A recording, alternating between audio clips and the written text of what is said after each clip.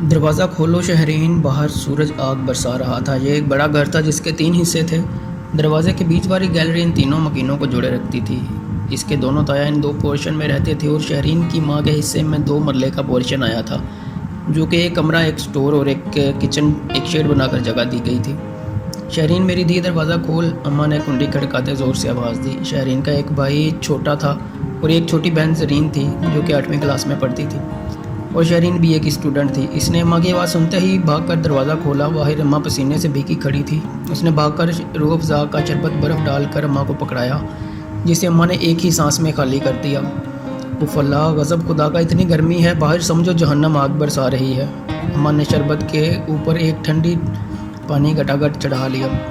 तो अम्मा, किसने कहा था कि अब्बा की पेंशन आते ही बाज़ार से सौदा लेने चली जाओ? थोड़ा ठंडा टाइम होने का इंतज़ार कर लेती। अब्बा तो ऊपर चले गए।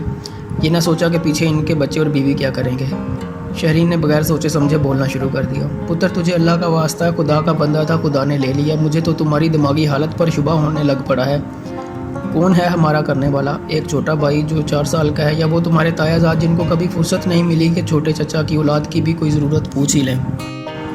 शहरीन के दोनों तायाजाद असफ़र और अजमल थे।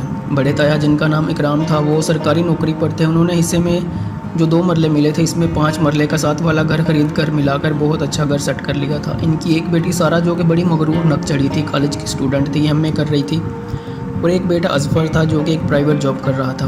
और दूसरे ताया, जिनका नाम असगर था, इनके 2 बेटे थे। एक बेटा एफए करके कुवैत चला गया था और दूसरा अजमल था, जो कि मैट्रिक का तालिब इल्म था। ताया की बाज़ार में एक पंसारी की दुकान थी जो कि खूब चलती थी, मगर शहरीन के बाबा एक सरकारी दफ्तर में मुलाजिम थे। इनकी हार्ट अटैक होने से वफ़ात हो गई थी। अब उनकी पेंशन इनकी बेवा को मिलती थी।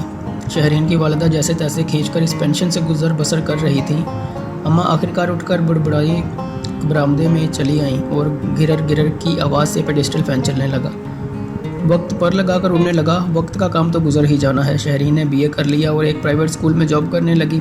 जरीन ने मैट्रिक कर लिया और कॉलेज जाने लगी। अचानक एक रात अम्मा की तबीयत ख़राब हो गई। शहरीन ने भागकर ताया अकराम का दरवाज़ा बजाया। रात के 3 बजे उन्होंने दरवाज़ा ना खोला तो शहरीन ने भागकर दूसरे ताया के घर गई, जो कि नींद में थे। इसने ज़ोर से दरवाज़ा बजाया तो उन्होंने खोल दिया। क्या हुआ है, इतनी रात को इतनी ज़ोर से दरवाज़ा क्यों बजाया है तुमने? वो बाहर निकलते ही ज़ोर से दौड़े। वो अम्मा की तबीयत ख़राब हो गई है, शहरीन ने ज़ारोकदार रोते हुए कहा। लो जी, अच्छी भली तंदुरुस्त तुम्हारी माँ को क्या हो गया? भाई खुद तो चला गया, पीछे मुसीबत छोड़ गया। वो बुड़बुड़ाते हुए शहरीन के पीछे गए। जब कमरे में आए तो अम्मा बेसुध थी। उन्होंने अजमल को बुलवाकर गाड़ी में लिटाया और हॉस्पिटल ले आए।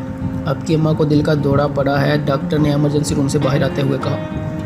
प्लीज़ डॉक्टर साहब, मेरी अम्मा को बचा लें कुछ भी करके। शहरीन की हिचकियाँ बंध गईं। इंशाल्लाह आप दुआ करें, सब ठीक हो जाएगा, डॉक्टर ने शहरीन को तसल्ली दी। उसके ताया ने इसके सर पर हाथ भी ना फेरा और अजमल को बिठाकर घर चले गए कि मेरी तबीयत खुद ठीक नहीं है। अजमल, जो कि अब एफए करके एक प्राइवेट नौकरी कर रहा था, वो इनसे कदरे बेहतर था। उसने कहा, शहरीन आपकी चची ठीक हो जाएंगी, आप खुद को संभालें, वरना जरीन और अली का क्या होगा? अगर पैसों की ज़रूरत है तो आप मुझसे ले लें। शहरीन ने कहा, शुक्रिया शुक्रिया भाई, आपने इतना कह दिया बहुत है। अब्बा की पेंशन और मेरी तनख्वाह के कुछ पैसे पड़े हैं, अभी ज़रूरत नहीं है। इंतज़ार करते सुबह हो गई कि अचानक डॉक्टर ने निकलते हुए कहा, आपकी अम्मी का ऑपरेशन करना पड़ेगा। इसके लिए 10 लाख लगेंगे, वरना आप अपनी अम्मा को ले जाएं, इनका दिल बहुत कमज़ोर हो चुका है। शहरीन ने घबरा कर अजमल की तरफ देखा कि 10 लाख कहाँ से आएंगे? इनके 2 मरले के पोर्शन को बेच कर भी इतने पैसे नहीं मिलेंगे।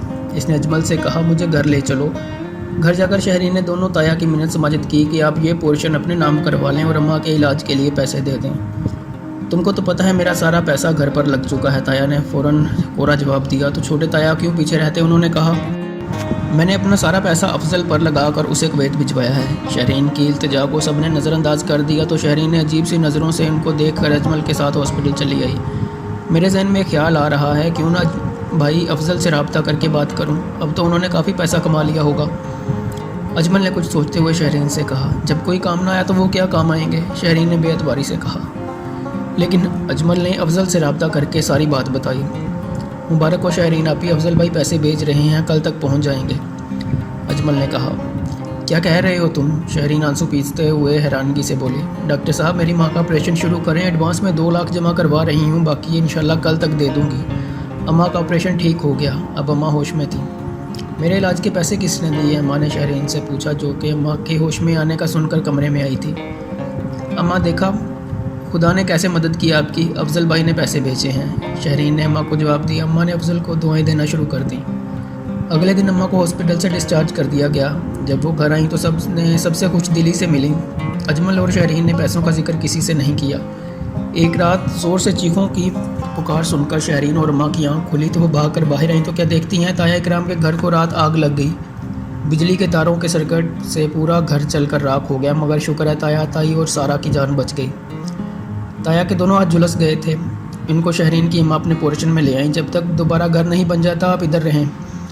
मुझे माफ़ कर दो सकीना, मैं दिन रात हसद की आग में जलता रहा, तुम्हारी कोई मदद नहीं की तो खुदा ने मेरे साथ क्या किया। बड़े ताया माफ़ियाँ मांगने लगे। आप ऐसा कहकर मुझे शर्मिंदा ना करें, ये आपका ही तो घर है, शहरीन की माँ ने इसकी जवाब दिया।